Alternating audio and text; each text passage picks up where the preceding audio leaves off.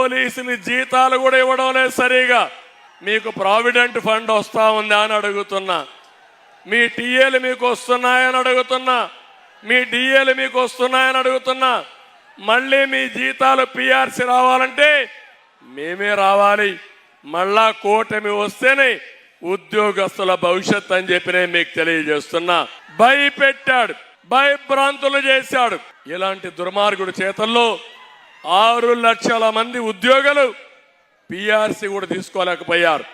నేను ఒకటే మీ అందరిని కోరుతున్నా, భవిష్యత్తులో మీరు ఏమాత్రం ఏమారితే మీకు రివర్స్ పిఆర్సీ వస్తుంది.